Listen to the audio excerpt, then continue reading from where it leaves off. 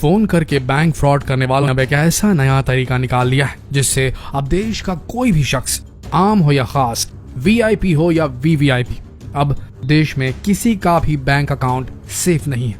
Phone करके fraud करने वालों का गढ़ माना जाने वाला जामताड़ा अब पूरे देश को अपने डिजिटल फ्रॉड की आंधी में उड़ा देने को तैयार है। तो तैयार हो जाइए जानने के लिए कि आखिर जामताड़ा में इन्होंने कौन सा ऐसा नया तरीका निकाल दिया है जिससे अब देश का कोई भी बैंक अकाउंट सुरक्षित नहीं है, ताकि आप अपने और अपने परिवार की मेहनत से कमाई हुई कमाई को सुरक्षित रख सके, क्योंकि क्या पता जामताड़ा गैंग का अगला टारगेट आप हो। ऑनलाइन बैंक फ्रॉड या फिशिंग अटैक की जब भी कोई घटना होती है तो उसका सबसे पहला तार जामताड़ा से जुड़ा होता है। रांची झारखंड से 250 किलोमीटर दूर एक जिला है जिसका नाम है जामताड़ा, और इस जिले में लंबे समय से ऑनलाइन फ्रॉडियों का एक गैंग चल रहा है जिसे कहा जाता है जामताड़ा गैंग। ये जिला इतना फेमस है कि इस पर एक वेब सीरीज भी बन चुकी है नेटफ्लिक्स पर, जो आप देख सकते हैं। आखिर क्यों है ये जिला इतना फेमस? क्योंकि ये वो जगह है जहां पर सबसे ज्यादा ऑनलाइन फ्रॉड और फिशिंग जैसी वारदातों को अंजाम दिया जाता है, या यूं कहें कि जामताड़ा ऑनलाइन चोरों की बस्ती है। आप जानते ही होंगे कि पिछले कई सालों से ऑनलाइन बैंक फ्रॉड की घटनाएं लगातार बढ़ती जा रही हैं और इन सभी बैंक फ्रॉड्स के तार जामताड़ा से कहीं न कहीं जुड़े हुए पाए जा रहे हैं। ये लोग लोगों को फोन करके डराते थे कि उनका बैंक अकाउंट या एटीएम कार्ड बंद होने वाला है, और डर के मारे भोले भाले लोग इन्हें अपना एटीएम नंबर और सारी जानकारियां बता दिया करते थे, और चुटकियों में ये ऑनलाइन डकैत लोगों का बैंक अकाउंट साफ कर दिया करते थे। लेकिन जैसे जैसे ये घटनाएं बढ़ी, लोगों को इस फ्रॉड के बारे में पता चलने लगा और अब उनका ये तरीका पुराना हो गया। लोग इस फ्रॉड के प्रति जागरूक हो गए, लेकिन अब इन जामताड़ा के चोरों ने नया तरीका खोज निकाला है जिसका नाम है ई सिम फिशिंग। और ये जामताड़ा के चोरों का एक ऐसा नया तरीका है जिससे ये आपके बैंक अकाउंट को पूरी तरीके से खाली कर सकते हैं। इस फ्रॉड को समझने से पहले आप ये समझ लीजिए कि आखिर ये ई सिम है क्या भला। दोस्तों, एक सिम होती है जिसे मोबाइल दुकान से खरीद कर अपने मोबाइल में लगाते हैं, इसे रियल सिम कहा जाता है। और एक दूसरे किस्म का सिम होता है जिसे ई सिम कहा जाता है, जो एक चिप की तरह होता है और ये फोन में पहले से ही इनबिल्ट होता है, लगा हुआ आता है। ये सिम पूरी तरीके से रीराइटेबल होता है, जिसका सीधा मतलब यह है कि आप एक फोन कॉल करके ही अपने ऑपरेटर को बदल सकते हैं। जैसे कि अगर आप जियो इस्तेमाल कर रहे हैं और अगर आपको एयरटेल की सर्विसेज चाहिए तो आप फोन कॉल के जरिए या एक ईमेल भेजकर अपने ऑपरेटर को तत्काल बदल सकते हैं। देखा जाए तो आज के समय में ज्यादातर मोबाइल्स, स्मार्ट वॉचेस ई सिम से लैस हैं, और अब आप समझ ही गए होंगे कि ई सिम नॉर्मल सिम से किस तरह अलग होता है। आइए अब जानते हैं कि ये ऑनलाइन डकैत किस तरीके से ई सिम के जरिए लोगों को चूना लगा रहे हैं।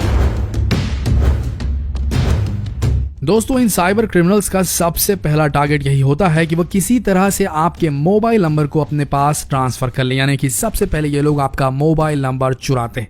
और इस काम को अंजाम देने के लिए इनका सबसे पहला स्टेप होता है कुछ फोन नंबर्स को तलाशना, जिसके लिए ये फोन डायरेक्टरी की मदद लेते हैं। उसके बाद ये कुछ मोबाइल नंबर्स को चुनते हैं और उन मोबाइल नंबर से सभी बैंक वेबसाइट में लॉगिन करने की कोशिश करते हैं।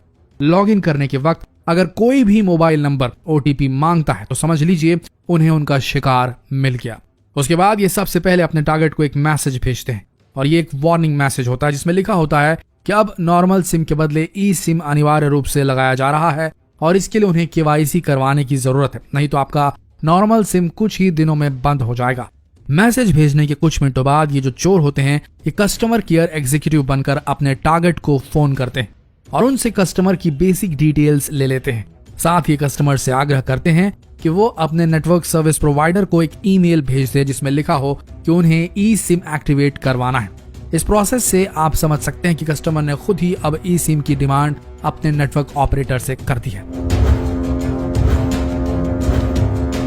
जब कस्टमर के ई सिम की प्रोसेसिंग का काम पूरा हो जाता है तब नेटवर्क सर्विस प्रोवाइडर कस्टमर को एक QR कोड ईमेल के जरिए भेजता है, और ये QR कोड साइबर क्रिमिनल्स किसी भी तरह से हासिल कर लेते हैं।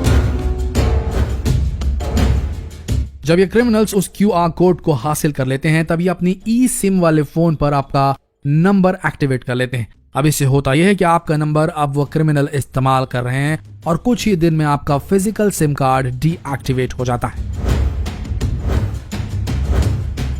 अब जब क्रिमिनल्स के पास आपका फोन नंबर एक्टिवेट हो गया है, तब ये इस फोन नंबर से जुड़े जितने भी बैंक अकाउंट से उन्हें स्कैन कर लेते हैं और उसके बाद जहां पर भी एटीएम पिन की जरूरत नहीं होती है, वहां ये आपके मोबाइल नंबर के जरिए ओटीपी के द्वारा आपके बैंक अकाउंट को साफ करते चले जाते हैं।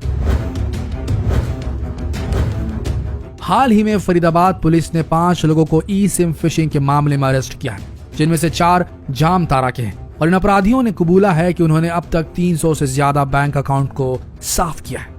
लेकिन सबसे बड़ा सवाल ये उठता है कि आखिर इस फ्रॉड से कैसे बचे। तो सबसे पहला पॉइंट, अगर आपके पास कोई भी कस्टमर केयर एग्जीक्यूटिव का फोन आता है तो उन्हें अपनी कोई भी पर्सनल जानकारी या बैंक से जुड़ी जानकारी कभी ना दें। दूसरी सबसे अहम बात, अगर आपको मोबाइल नंबर या ईमेल चेंज करवाना हो तो आप स्वयं बैंक या मोबाइल स्टोर में जाकर इस काम को करवाएं और इस काम में किसी पर भी भरोसा ना करें। तीसरी सबसे अहम बात यह है कि अगर आपके पास कोई भी मैसेज आता है जिसमें कोई लिंक हो तो उस लिंक को कभी ना खोलें। तो दोस्तों, जितना हो सके इस वीडियो को शेयर करें और लोगों को इस नए किस्म के फ्रॉड से बचाने के लिए जागरूक करें। जितना हो सके इस वीडियो संदेश को शेयर करें फेसबुक, व्हाट्सएप, यूट्यूब पर, ताकि लोगों तक ये संदेश पहुंच सके। बने रहिए हमारे चैनल के साथ, मिलते हैं अगले वीडियो में। तब तक के लिए आप सबका इस वीडियो के अंत तक बने रहने के लिए दिल से धन्यवाद।